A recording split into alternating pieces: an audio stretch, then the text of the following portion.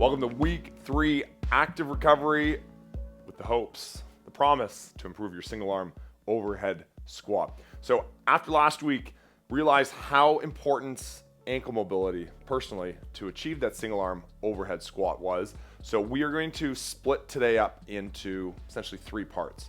We're going to mobilize the ankles first, and equipment wise, again, a shoe, a kettlebell, all right, and I'm using wedges, but if you're using a book, coffee table book, anything you can get your heels underneath will be used, and then access to a wall. But the first part, as I said, is going to be split up into 3 parts. Is going to be preparing the ankles with doing some soft tissue work on the calves. Then we're going to go into some general prep, a long format general prep. So for those of you that don't have a kettlebell, you can actually skip that mobilization portion and then go right into the long portion general prep. And then we're going to finalize it with some single arm overhead squat positions that we're going to hold a little bit longer today. So for those of you that want to follow the programming, full 7 weeks to improve that single arm overhead squat, which by now you know is a great proxy for full body mobility, do the whole thing. For those of you that are just looking to get some full body general prep, skip to the second part. Let's get started.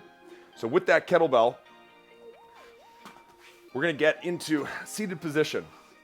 And we're going to scrub, we're going to smash, we're going to pin and extend. We want to find all the little corners. Now, for those of you as well who've been doing run club or maybe getting back into running, this is going to be dually beneficial.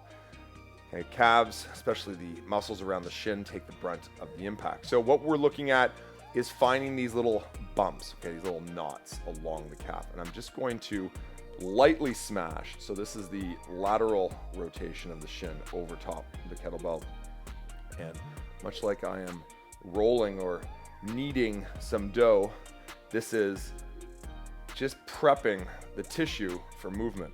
And better mobilization, or I should say better tissue preparation leads to better mobilization.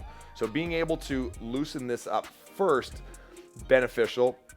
I think it's from a warm-up standpoint. I mean, right now this is very, very specialized, but typically when I do tissue mobilization, sometimes I like to get the body warmed up just a little bit. I'm doing some full body tissue mobilization, depending on what the goal is. But the goal for today is we want to get in a better position for the single arm overhead squat, for those of you doing it.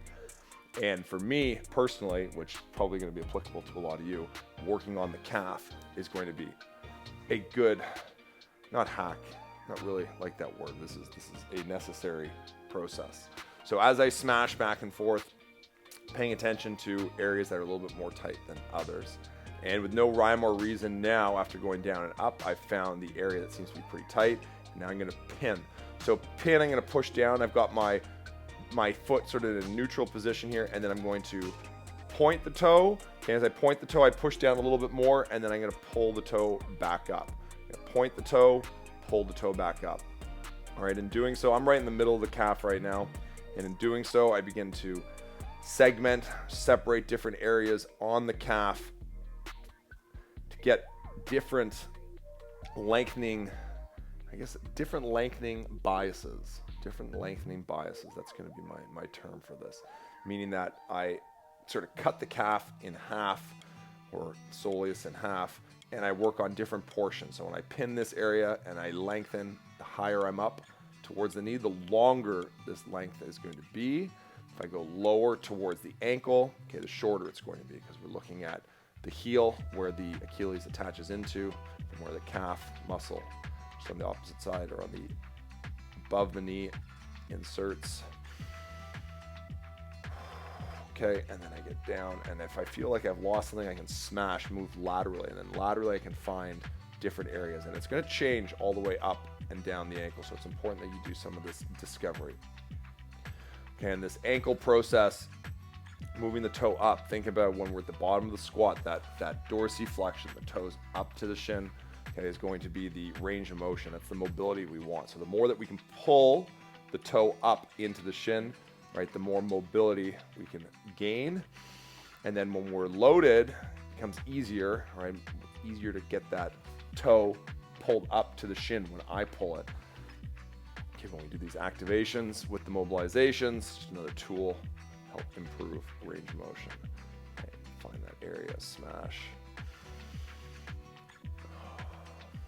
15 more seconds on this side. So spending 3 minutes per side here. Pulling the toe up the shin. All right, this is good on the outside. This is definitely gnarly. This is from running. I know this one outside of the calf. Toe in. Pin and extend. Pin and extend. I've been doing this a little bit more, so it's not excruciating, but if it's the first time you're doing it, it might be, especially when you slide over top one of those knots. Okay, get this last one here. But over time, when you do this, it should not be painful. Okay, the more pliable or the more prepped tissue becomes, okay, the less it hurts, means the better shape it's in, more maintenance you've been doing. And then you can decrease the amount of time required. We're going to switch sides now. Decrease the amount of time required to do this tissue mobilization. And when you first start, you're going to be spending more time working on this tissue mobilization as you start to loosen up the different areas along the calf. I got more, relatively speaking, more meat to deal with on this left side, the non-torn Achilles side. So this has more knots just by having more density. So working back and forth. Although I will say it's really been the last 4 to 6 weeks, finally regaining a little bit of the calf that had been severely atrophied after a year. And at this point in time, what do we got here? I've got about 6-7 weeks until my goal of being able to dunk again.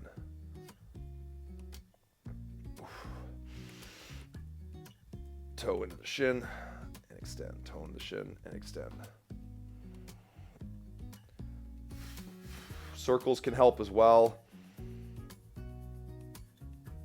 but I want to make sure I'm getting the full, getting ahead of myself, the pin and extend, but full smash, find the areas. I know when I've discovered an area, I can pin and extend it.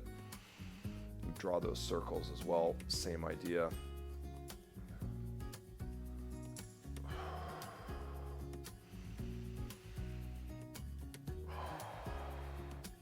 Okay, and I didn't have it so much on this side again, as I mentioned, not as much meat to work with, but the other one is just a full hangout.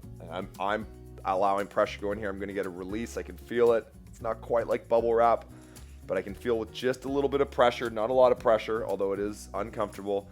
I can feel that dense area, that knot begin to just release. And I'm not putting a lot of pressure on it. It's important that you relax here, because when you relax, it allows that tissue to release.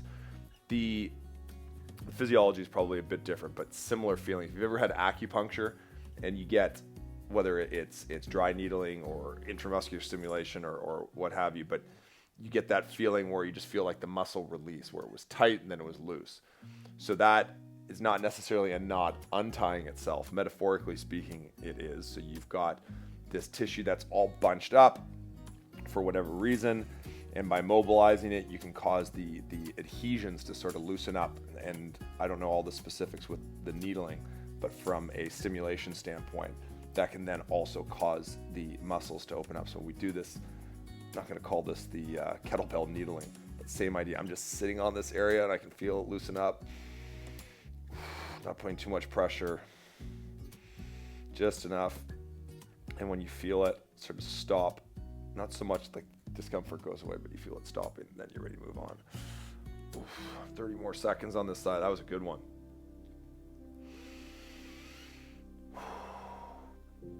For those of you who've done any of the squatting with me, this has been a while now, but we talked about how you've got imbalances on one side. So let's say one side's stronger than the other. You're going to have mobility imbalances too. So for me, for instance, my left ankle has always lacked the dorsiflexion my right ankle has. So this can lead to issues, one, getting into deep squats, because you're able to get lower on one side than the other. You start to compensate.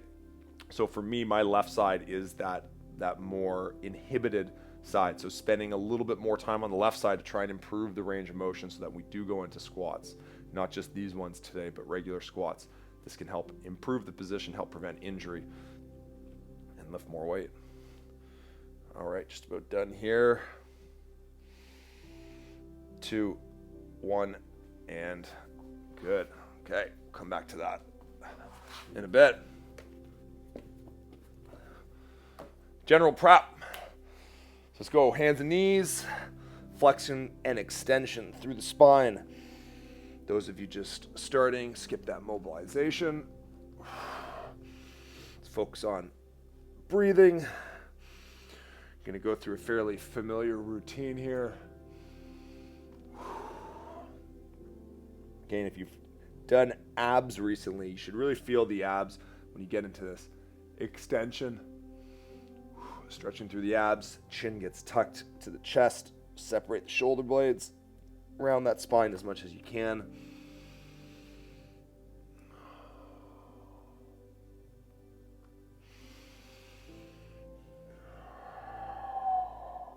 One more here.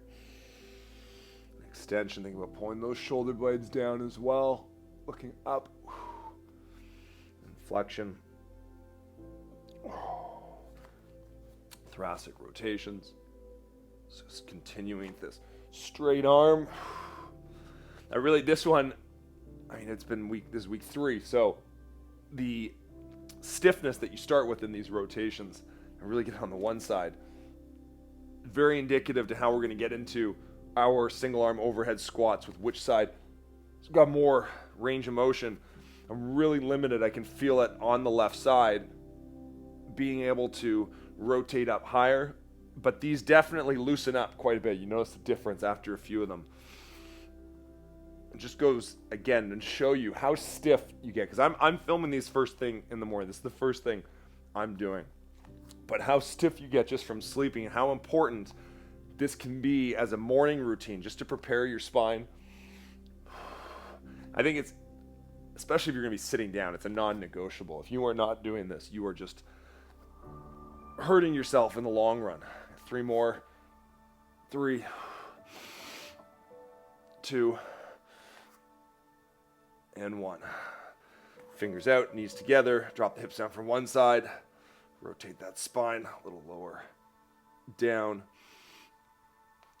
And speaking of morning routines, this is a longer version, but if we were to cut this down quite a bit, so not do quite as many of those flexion extensions, not as many of these rotations, just a few. Make this your 5-minute morning routine when you wake up. I mean, you can just do the whole thing too, that wouldn't be bad, but consistency, okay, is more important than doing the long workout once a week. Breaking this up and getting small 5-minute wake-up sessions 7 days a week is far better than one 45-minute workout. 2, 1. Good. Okay, get into a child's pose. Get into a rock. Keep those toes pointed. I want to feel the lats, shoulders stretching, lengthening through the sides, the back. Notice when you go from one side to the other, increases that tension. Walk the fingertips forward just a little bit. Feel that stretch. In through the nose, out through the nose. All right, then from here, we'll walk those fingers as far forwards as possible. Let's sink down. I'm almost dragging my fingers back now as I pull myself down. Feel that stretch. Big breath in and out. So in through the nose, out through the mouth. And you come into down dog. Pedal out. Press the heels down. Alternate with both a straight leg and a bent knee. So straight knee, bent knee. The straight knee, you're going to feel more of that stretch in the calf, higher up towards the knee. Bent knee, you're going to feel that stretch a little bit closer to the ankle. Begin to loosen up, doing these intermittently. Prepare. 3, 2, and 1. But wipers.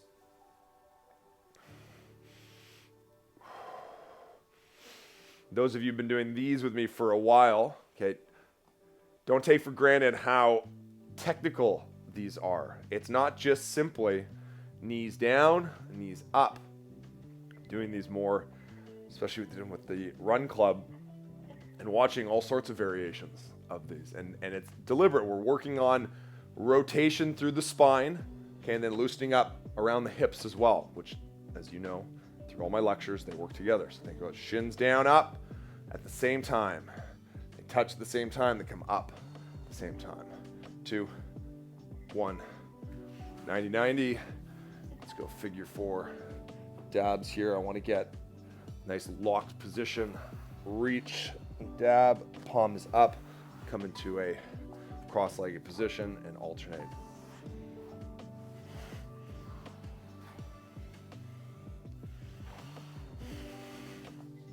Hinge and reach. Focus on your breath work here.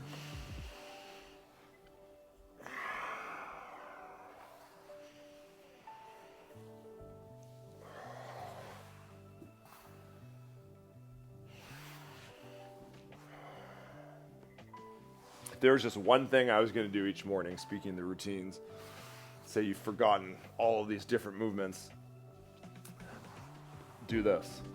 This captures just about everything from the spine, flexing and extending, to the hips, rotating internally, externally, getting the lats.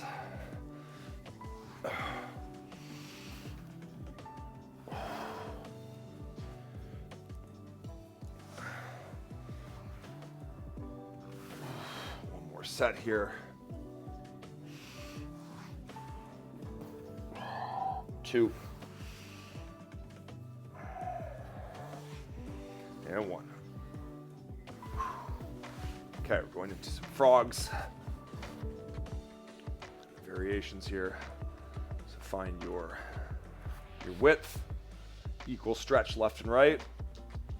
If you've been following the strength program at Fuel, and you've been doing the Cossack squats, okay, this is also something that is a important hip developer, and not just hip, spine, but we don't get the loaded ones done in the general prep or in this active recovery to begin with. But doing those loaded Cossacks really helps allow that pelvis especially to open up. And for those of you that struggle getting deep in a squat, the groin, the frog stretches will only get you so far. The loaded Cossacks, working on getting as low as you can, even assisted by holding on to an upright when you sink down the Cossacks. It's gonna be an important part. So those of you that can't, ankle mobility for me is my limiting factor in squats. Okay, but for those of you who struggle with getting into a squat and you feel it mainly in the hips, those Cossacks we've been doing in strength classes are gonna be critical. Right, spending a little bit more time on this. I'm feeling like I'm getting a little bit deeper each time. I've got more room to work with. This is an area of opportunity. Sometimes I feel like, okay, I've bottomed out, I've gotten as low as I can. But again, no rhyme or reason. I used to do these, okay, we're gonna do them for 30 seconds, or we're gonna do 10 aside. But I've got much more success, okay, doing it by feel. Doing it by feel. As long as there's a goal in mind. Sinking down. Okay, now I'm feeling like that isn't improving anymore. And I'm gonna go into our half kneeling, single leg. What do you call these? It's almost like a half kneeling Cossack rotation. So as I was saying, like, these are helpful unloaded as a good warm-up tool, but if you want to help improve squat mobility, then get these things loaded. Sinking down. Really think about that toe coming up to the ceiling. So at the bottom here, I want to rotate that toe back and really open up, scrub in through that hip socket.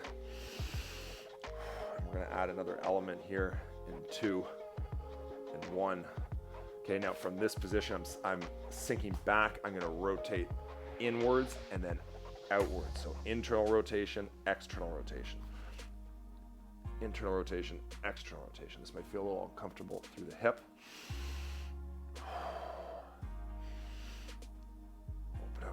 space. 5, 4, 3, 2, and 1.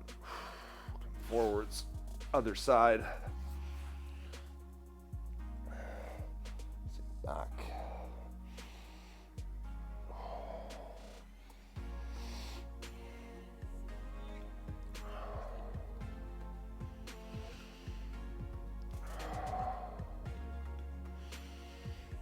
Three, 2, 1. Sinking back here, and then I'm gonna rotate into the socket. Get that toe up nice and high.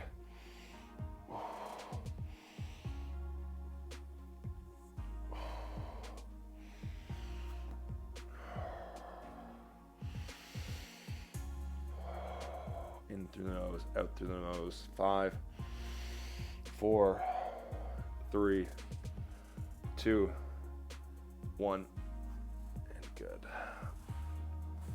A little hip flexor extension here, so I'm gonna go extend that trail leg, allow it to sink down, and come across the other side. Trail leg, sink down, point the toe.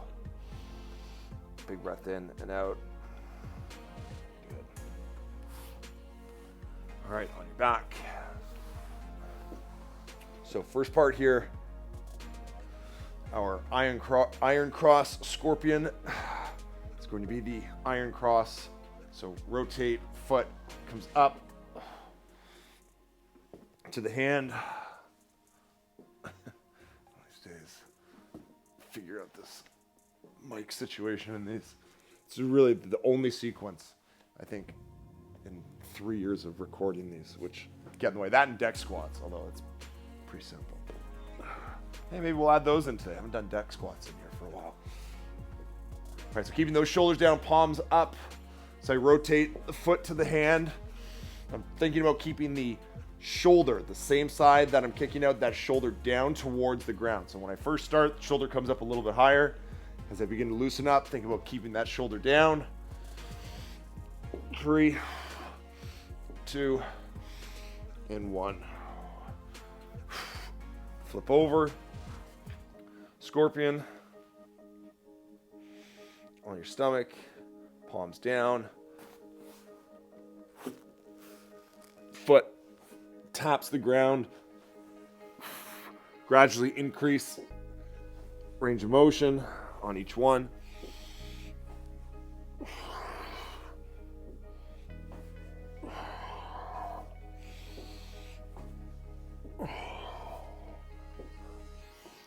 Okay, we're going to start to get the arms to come up a little bit higher. So think like a Y position. And I'm going to move the opposite side in as the side the foot comes down to comes up. Begin to feel that stretch a little bit more in through the pecs.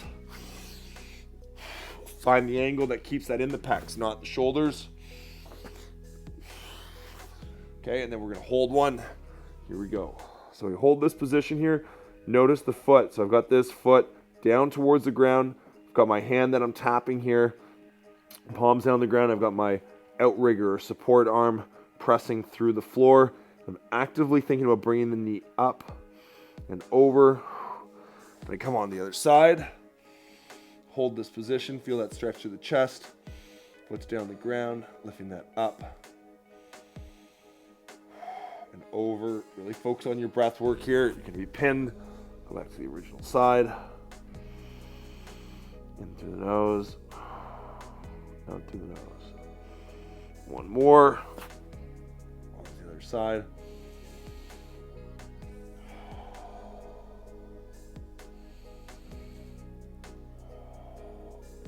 Back. All right, standing up. Shoulders. Shoulder circles.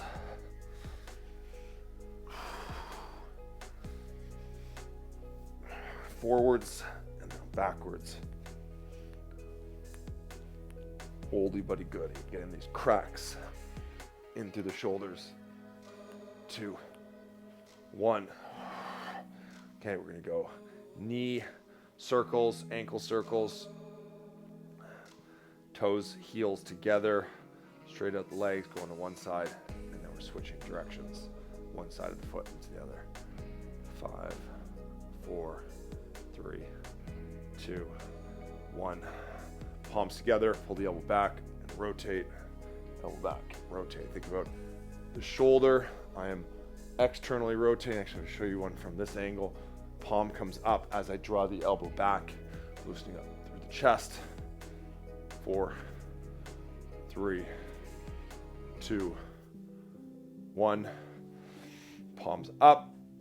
I'm going to rotate one down, and then I'm going to look over to the opposite side. So I want to think about pushing the arm away, reaching with the fingers, come back, alternate. Feel that stretch, the shoulder and neck. Reach. Keep on that breath work.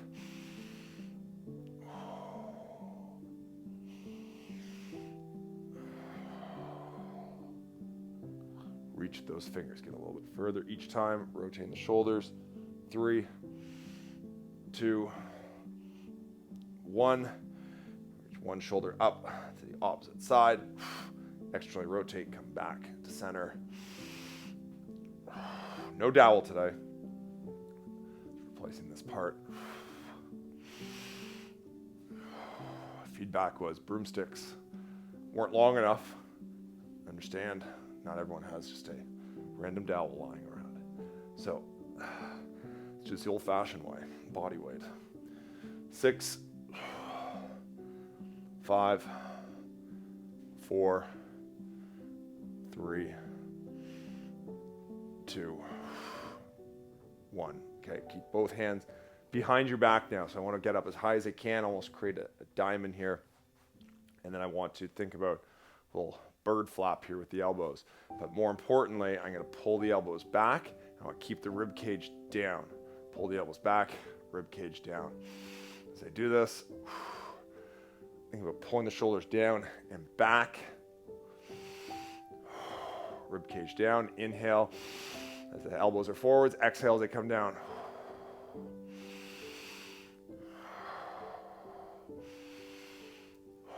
And if you can, get those hands closer together and higher up as you begin to loosen up.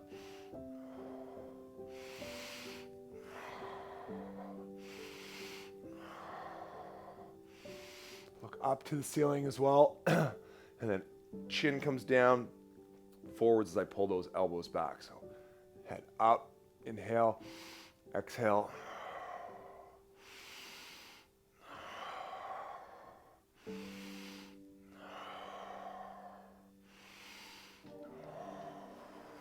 Okay, let's get that wall access now. Heels off from the wall. Put your butt up against the wall. Low back.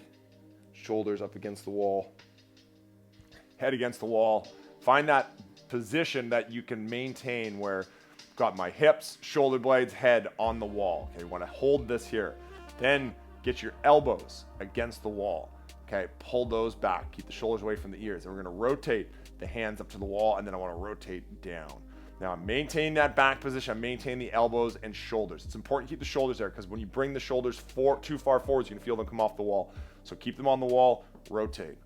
Internal, external rotations. Maintain this position. 15, 14.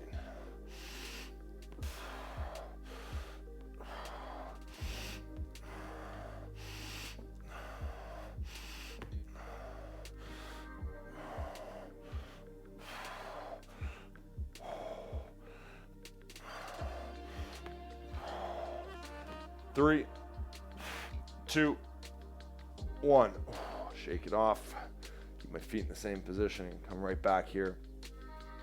Okay, now we're prepping for our wall arm slides.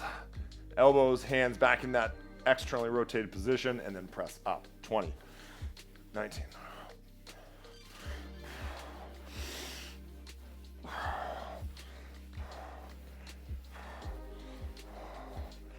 10 more.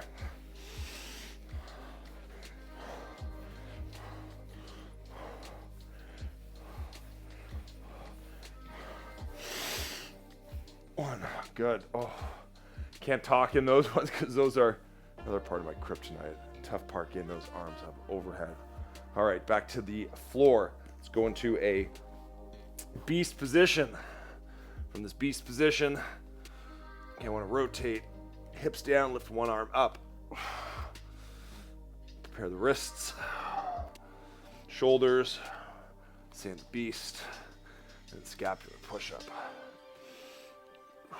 Knees off the ground, elbows straight, shoulders away from the ears, and towards ears. 6, 5, 4, 3, 2, 1. Down dog, pedal out. Adjust your hands, adjust your feet. Okay, feel the length through the lats. Press that heel down. So lengthen through the same side lats as you press the heel down the ground.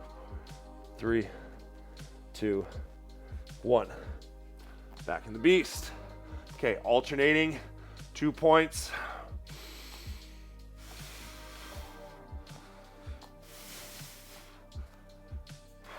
Six, 5, 4, 3, 2, 1. Let's go into crab. All right, don't rush this. Screw the shoulder into the socket. Hips are up. Pull the elbow down and then reach. Keep those hips up. Elbow down and reach. 9, 8, 7, 6, 5, 4, 3, 2, 1. Back down slowly. Deload that shoulder. Back in the beast. Other side. Screw the shoulder in the socket. Make sure you've got this position down before you start movement. Hips are up. Knees over the feet. Elbow down and reach. 10, 9, 8, 7, 6,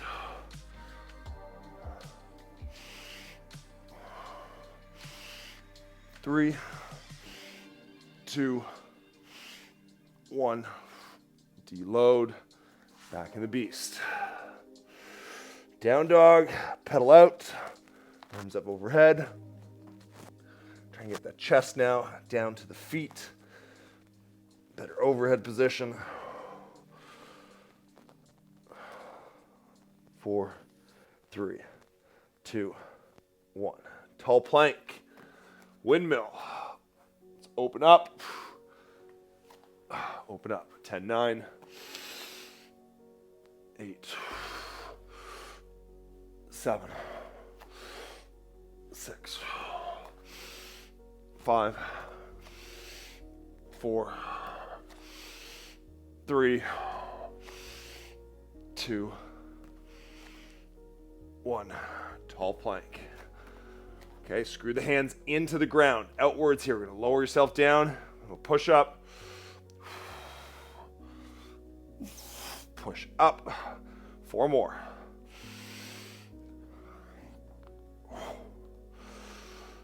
Go at my tempo. 3, 2,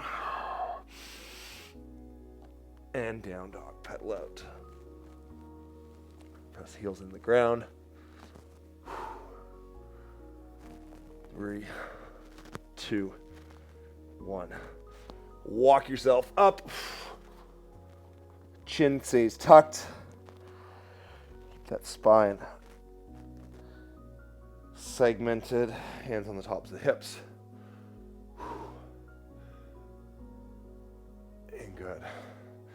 Okay, squats. So we're going to go into a couple different squat rotations, not the single arm version yet.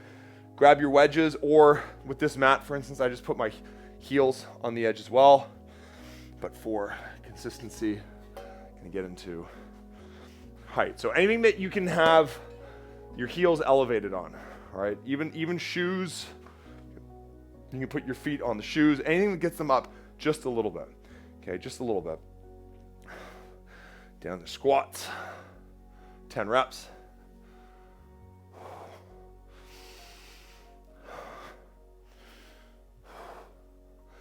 Good depth here. That's the thing with the elevated, heels elevated. You're going to get lower, loosen up the knees a little bit more. 5, 4, arms overhead. 3, 2, this last one, stay down at the bottom. Okay. So the 2 minutes cumulative squat time here. We've got your heel wedges. This should be easier to do than when you've got your heel flat on the ground. Especially those of you that are struggling with this still, all right, or if you're just getting introduced to it for the first time, come up, get out of this as often as you need to and come back down. It's time under tension. You just need to do this more. That's how you get better at it. So it's just, you got to endure this. It's not, hear this all the time. Oh, what can I do to make this hurt less? Well, do it more. I know some of you said it before I even did there. Okay, I can move my pressure from one heel to the other. There's just so many benefits here from the back. We start with the back here. You think about where the back attaches into the pelvis, right? Being able to just decompress the spine, especially those of you who sit all day. Then into the knees, getting this full flexion into the knees. Extremely healthy if you want to have good, strong knees for the rest of your life or as long as possible. And then into the ankles and foot. So I'm thinking about my arch. How's the position here? This is your foundation. Okay, you've got to get good arches through different strengthening exercises. I mean, that's a whole, it's not just active recovery. That's going to be more rehabilitation for those of you that either have flat feet or fallen arches. That is 100% worth seeing a practitioner just to have a look at that and see if you can get them worked on, because that's going to have a huge benefit overall health. 10 more seconds. Okay, so a little bit more time in our squat position compared to the last couple weeks. 3, 2, 1. Stand up. Shake that out. We're going to go wide stance now. Okay, and I want to hinge. Back is straight, and I want to rotate. Reach to one heel, rotate, reach to the other heel. So we're prepping for the windmills. For those of you who will do the second or the third portion here, when we get this rotation through the spine, lengthen hamstring and one side of the back. Reach as far as you can. 4, 3, 2, 1. Okay, and then still keep the feet wide.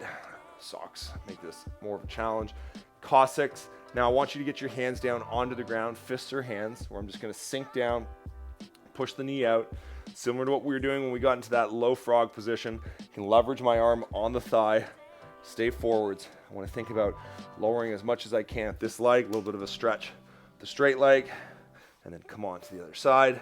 Same idea, almost like a little gorilla pose here with the fist down on the ground, driving the knee out, rotating the toe up, and then over one more time. Sink down a little bit more as I sink into this. Feel this load up into the one leg. So the side that I'm on here, I'm just resting on the arm a little bit. I've got my elbow into the thighs. I sink down, 2, 1. Other side. Sink down. Okay, leveraging here. If you feel like you're falling backwards, I got my front foot rotate a little bit more forwards, but sinking down low. 2, 1. Standing up. Feet back together. And then back onto your wedge. We're going to sink down, bottom of squat.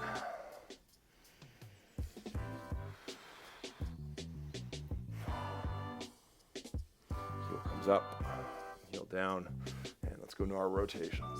Reach up nice and high. 9, 8, up high.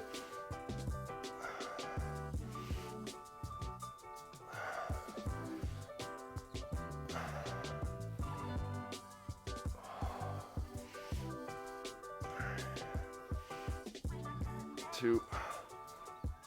I'm going to come back to my weak side for a second here. Good. back up. Oh, the wedges might feel like you're cheating with the squat. It's really not. We're working on those, holding those low positions longer.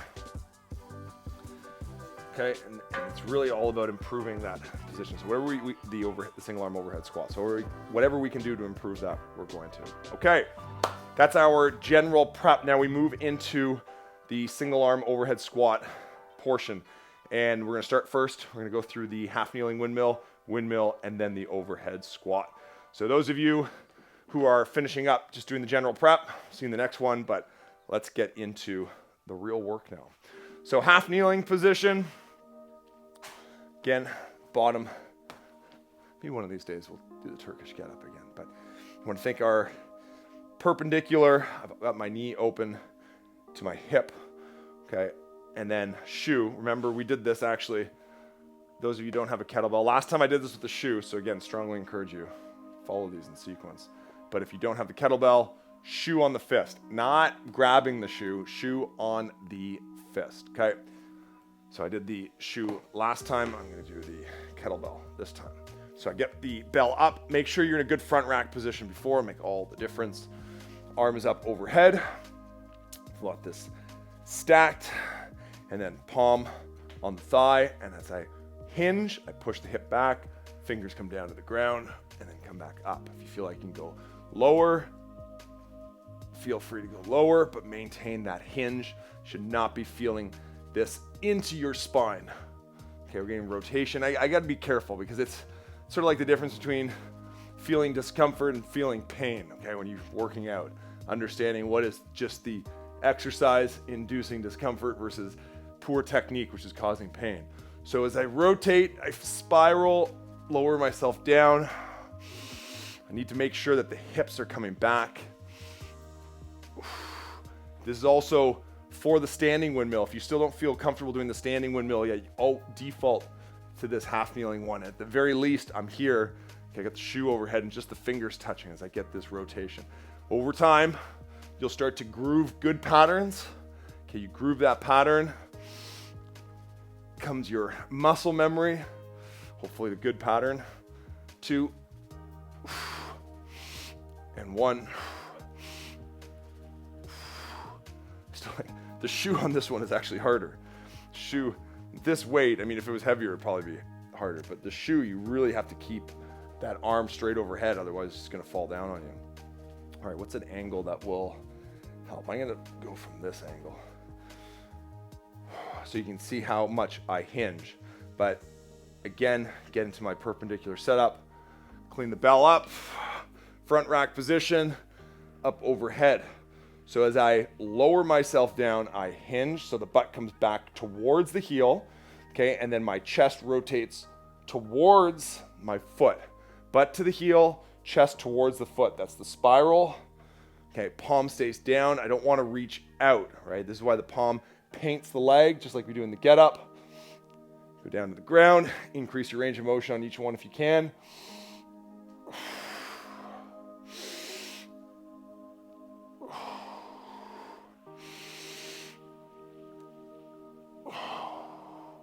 Only go down to that forearm if you can maintain a straight spine. You don't want to be rounding the spine just for the sake of getting down there. This is my limit before I begin to round the spine at this point. 5, 4, 3, 2, and 1. Okay. Move this mat away. Everything else will be standing. So now the standing windmill. Unless you are still working on that movement pattern and you feel more comfortable doing the half kneeling windmill, it's fine to get additional sets there. In fact, I would encourage you to stay with that half kneeling windmill if this is just putting pain on the back. You're not able to do it. Now, I have, again, film yourself. Remember, film yourself. I didn't give the lecture at the beginning like I did before. See how it looks, right? This is one, even if you have mirrors, you're just not able to see it. If you can film from different angles, even better to see if you're doing this properly. It's so critical you get this set up. I remember from all the online classes, we stopped doing these because it was impossible to make sure everyone was doing them properly. Now, we were doing those in a workout setting. This is really a mobility setting. So at the very least, you're using your shoe on your fist. So you're not going to be hurting yourself, right? So pay attention. If you don't know, it's a simple question. Am I doing this right? If you can't say yes, right, then don't use the kettlebell, use the shoe. And if you can't say yes, film it, send it to me so I can look at it. If you are doing it, okay, we want to optimize it. So week 3 of these now. Start on the non-dominant side. Get that false grip up overhead. Open up the feet. Okay, find that stance. For me, I'm hip width. I'm going to push all the weight onto the one side. Palm comes down the inside of the thigh, and I come down. Again, note how I am not shifting all the way over. So your foot stance is going to be unique to you. I've seen some people be able to do a wider stance and be able to hinge. I can't. When I do that, I begin to shift my weight on the front leg. I don't want to do it. I want to keep my weight on this back leg here. I'm going to hinge. 9, 8, 7. Increasing the range of motion where I can. Show a different angle here. See that hip shift. 5, 4, 3. I'm not even touching the ground yet. 2 and 1. Got there. Down the ground.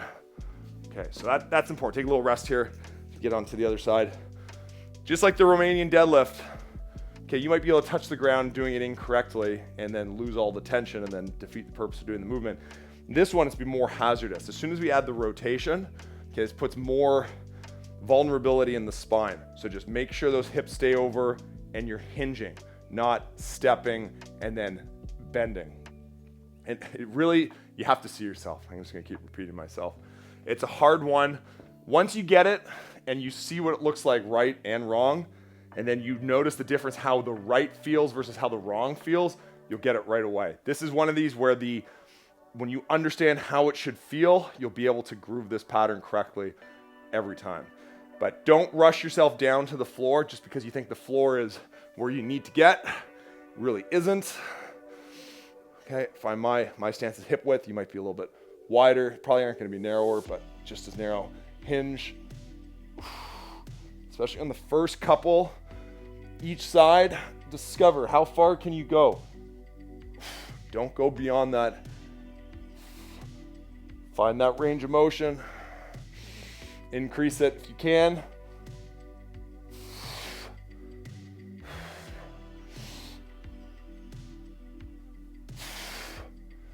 Feel that stretch in the hamstring. Last 3. 2 more. From the front now. 2. 1. Did not get down the ground on that side. Go on the other side. Okay, actually I need that. Good. So those windmills. Prep for the overhead squat. Now let's get your wedges, whatever that is. And I mean, these were, for me, I got these initially when I was rehabbing my Achilles, but they do serve as a good tool. We use them at Fuel. Not these wedges in particular, but we use plates to get people's heels up who can't get down into a squat. And I think now, especially if you've been doing this and you've seen the benefit to it or you want to, there's tons of different ones on Amazon. If you're just doing them simply for body weight exercises, there's cork ones, there's pretty inexpensive ones. These ones are steel because I was loading them up with a bar. You don't want to use any of the cheap ones. You got a bar on your back. The angle gets adjusted. So higher is good because if you want to come at a lower angle, you just come down with your feet a little bit more. But okay, less on product promotion. get into find the right squat position. Okay, I just wanted, before I get the kettlebell up, I don't want to be adjusting this. Now what we're going to do, go into the overhead squat, and I want to try, okay, this is going to be a try to hang out at the bottom. So we're going to try and do a hold here. We'll see how this goes. I know with the heel wedge, it makes a big difference and it helps. Shoes, I wasn't wearing shoes before. Okay, shoes are definitely going to help too, because it's going to actually add a little bit more of a wedge. All right, and if you cannot hold at the bottom, then you are just going to redo the squat. So, and when I say redo the squat, keep doing the squats. So I'm going to go down to the bottom. Shoes also help prevent with sliding. Start with my dominant side. I'm starting with the dominant side because it's the side I've got more mobility. I want that sort of neuromuscular connection to hopefully be transferred. It's almost like I'm learning the language of movement on one side. Hopefully that other side picks up a little bit before I go to it. Up overhead, on that squat position, and hold. Make a fist on the other side. Back up. Oh, I'm getting repressed memories from the back bridge now. Okay, again.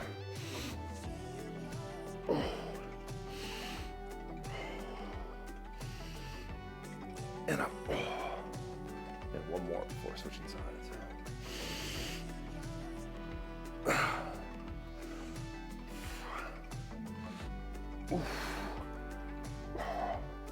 Okay, felt pretty good. How'd it go for you? Were you able to hold it at the bottom? If you don't have the wedges, call it little cheat skis.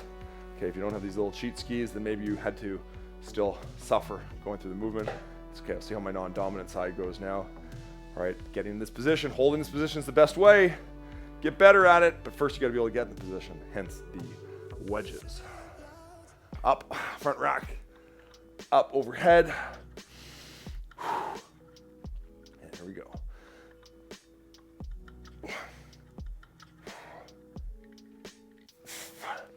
Three seconds down, 3 reps.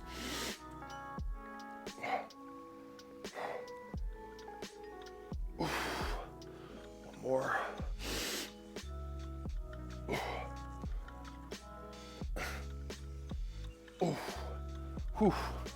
Okay, that felt good. Okay, another set. We're on to this. And then we'll call it a day. 3 seconds, 3 reps. Holding down the bottom.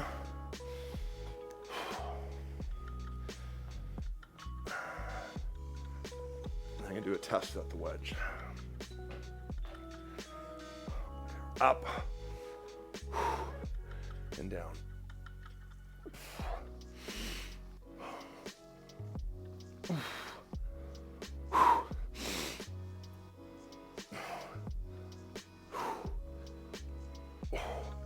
One more.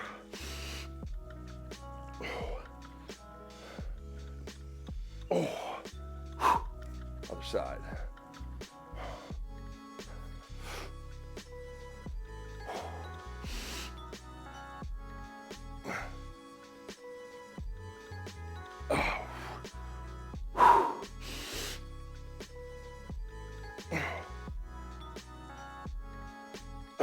One more.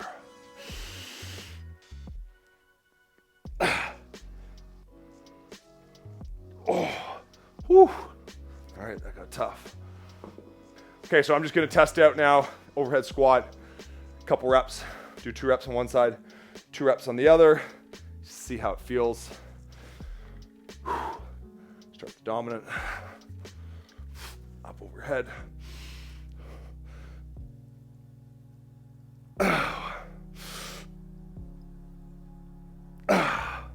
Still not great. It's getting better. Confidence, if anything's gone up. Just those wedges. Press up, back, and down.